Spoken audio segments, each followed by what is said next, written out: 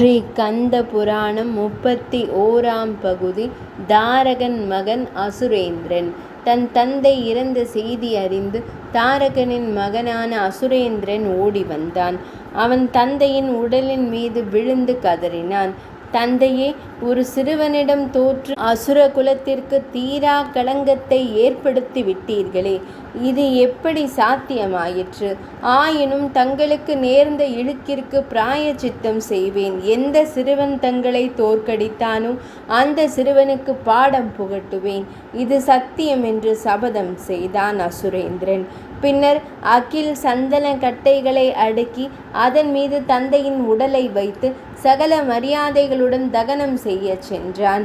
அவனது தாய்மார்கள் தங்களையும் சிதையில் வைத்தும் தகனம் செய்யும்படி அடம் பிடிக்கவே அவர்களையும் சிதையில் அமர வைத்து தீ மூட்டினான். இறுதி கிரியைகளை முடித்த பின் கோபமும் வருத்தமும் பொங்க தன் பெரியப்பா சூரபத்மனின் நகரான வீரமகேந்திர பட்டணத்தை வந்தடைந்தான். அசுரேந்திரன் அரண்மனைக்குள் ஓடி சென்று பெரியப்பாவின் பாதத்தில் பணிந்தான். சூரபத்மனுக்கு அவனது கலவரத்திற்கான காரணம் புரியவில்லை. மேலும் முன்னறிவிப்பின்றி தனது தம்பி மகன் இப்போது ஏன் இங்கு வந்தான் என்றும் ஆச்சரியம் கொண்டான். அவனது பரபரப்பு கண்டு நடக்கக்கூடாத ஏதோ ஒன்று நடந்து விட்டதை உணர்ந்து கொண்டான். விக்கி விக்கி அழுத அசுரேந்திரன் வார்த்தைகள் வெளியே வராமல் தத்தளித்தான். தரையில் விழுந்த மீன் போல் அவன் துடிப்பது கண்டு சூரபத்மன் கலங்கி, மகனே, எந்த சூழலிலும் நாம் பதட்டம் கொள்ளலாகாது. மேலும் நாம் அசுரர்கள், நமக்கு தேவர்களிடம் பயமில்லை. சிவபெருமானின் பேரருள் பெற்ற நாம் யாருக்கும் அஞ்ச வேண்டியதில்லை.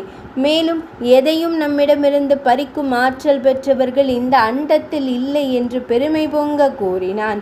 பறித்து விட்டார்கள் பெரியப்பா, பறித்து விட்டார்கள். ஆம், என் தந்தை தங்களின் இளவலான தம்பி இப்போது இந்த பூமியில் இல்லை. ஒரு சிறுவன் அவரை கொன்றுவிட்டான். என் தாய்மார்கள் தந்தையோடு உடன்கட்டை ஏறிவிட்டார்கள். இப்போது நான் அனாதை. எனக்கு என் நாட்டில் எந்த பாதுகாப்பும் இல்லை. அந்த சிறுவனை கண்டால் உள்ளம் நடுங்குகிறேன்.